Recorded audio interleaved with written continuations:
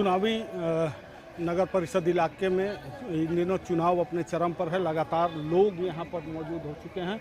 आप देख सकते हैं कि तमाम प्रत्याशी समर्थक के साथ साथ अन्य मतदाताओं के साथ लगातार वार्ता कर रहे हैं लोग और अपने पक्ष में मतदान के लिए यहां पर चर्चा की जा रही है। तमाम तरह की व्यवस्थाएं हैं, तमाम तरह के लोग हैं।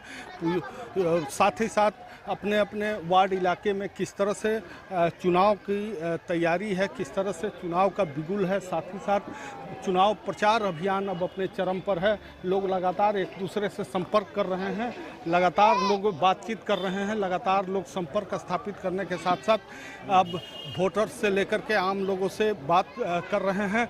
तमाम जो यहाँ पर लोग हैं विकास को लेकर के, बक्सर नगर परिषद इलाके में किस तरह से विकास की रोशनी पहुँचे, किस तरह से विकास हो, किस तरह का योजना दिया जाए। साथ ही साथ तमाम जो चुनावी मुद्दे हैं उस पर चर्चा के लिए यहाँ पर तमाम लोग उपस्थित हैं। अभी हमारे बक्सर जो नगर परिषद इलाका है इसका यह नए परिसीमन के मुताबिक वार्ड नंबर 31, 30 और 32 का यह इलाका है। इस इलाके में चेयरमैन प्रत्याशी के रूप में जो लोग खड़े हैं उसमें एक प्रत्याशी अपने समर्थन में लोगों से लगातार चर्चा कर रहे हैं, वार्ता कर रहे हैं।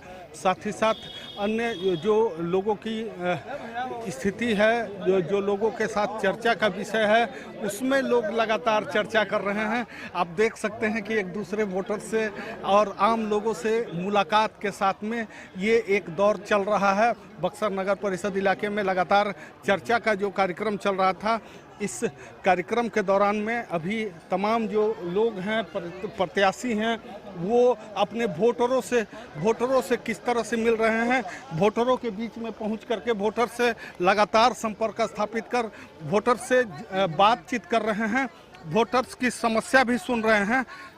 सुनिए वोटर्स क्या कह रहे हैं। जैसे जमीन जोन बा न उ अलॉट करे के बस्ती बसावे के पावर जैसे नगर पालिका के नहीं के, हम झूठ साँच तो से ना बोलब, वोट लेवे बाद झूठ ना बोल दे। तोहन लोग के अगर कहीं जमीन बा तो वो पर मकान बनावे खातिर पैसा बा मिलेला, तो एक उपाय करे के पड़ी डीएम साहब के। तो हमनी के लिख के भेज देबे, लेकिन हमनी से होई ना।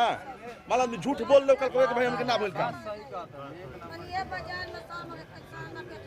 तो देखिए लगातार लोगों का सवाल है, लोग लगातार जो सवाल कर रहे हैं उस पर भी चर्चा की जा रही है। साथ ही साथ जिस तरह का स्थिति है, जिस तरह के लोग हैं, जिस तरह का परिणाम है, उसको लेकर के लोग जो अपनी जो डिमांड रख रहे हैं उसमें किस तरह से आश्वासन दिया जा रहा है, किस तरह से लोगों को बताया जा रहा है कि हाँ चुनाव के बाद या चुनाव के दौरान में जो लोगों को सुविधा सरकारी स्तर से दी जा सकती है वो देने का प्रयास किया जाएगा। साथ ही साथ आपको बता दें कि बक्सर नगर परिषद इलाका जो अभी यहाँ माहौल है, जिस तरह से चुनाव प्रचार का अभियान चल रहा है, निश्चित तौर पर कहा जा सकता है कि बक्सर में चुनाव अभियान अब पूरे चरम पर है।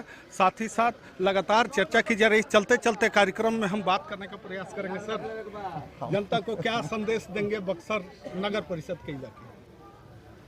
हम एक साधारण आदमी होते हुए, कार्यकर्ता होते हुए, बक्सर नगरवासी होते हुए, अति पिछड़ा महिला का सीट है। हम लोगों के समाज द्वारा, हम लोगों के हित मित्र और रिश्तेदार के द्वारा, प्रेमी के द्वारा, दोस्तों के द्वारा ये हुआ कि हम लोग पूर्व चेयरमैन माया देवी पर 5 साल विश्वास किए हैं। उन्हीं पर विश्वास जताते हुए हम लोग भारी मतों से उनको विजयी बनावे। सर, संकल्प बक्सर के विकास का संकल्प।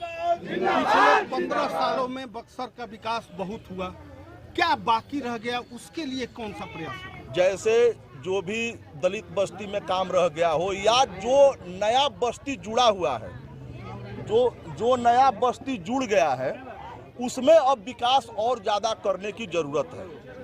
यही मुख्य पार्षद माया देवी की ओर से लोगों के आश्वासन दिया जा रहा है कि आप लोगों का भरपूर काम किया जाएगा। पुराना समीकरण और अब नए समीकरण, नए परिसीमन और नए चेहरों के साथ में अगर चुनाव की हम लोग बात करें तो पहले चेयरमैन का चुनाव सम्मिलित पद पे था, अब एकल पद हो गया है।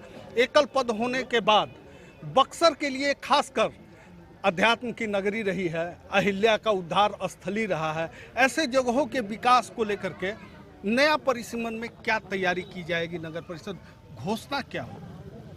घोषणा तो आदमी करता कुछ है लेकिन कर पाता नहीं है। हम लोगों का कर्म समय के अनुसार बोलेगा। यही हम लोग का जनता से विश्वास दिलाना है कि हम लोग कुछ जो कहेंगे वो करेंगे। निश्चित तौर पर देखिए मतदाताओं में जिस तरह का उल्लास है, जिस तरह का उमंग है, साथ ही साथ अब हम बात करेंगे प्रत्याशी से, सीधा बात करने का प्रयास करेंगे। क्या संदेश देंगे?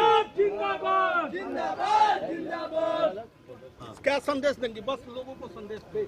देखिए ये बात है, हम अगर नहीं कह सकती हूँ कि हम जीतेंगे या नहीं जीतेंगे।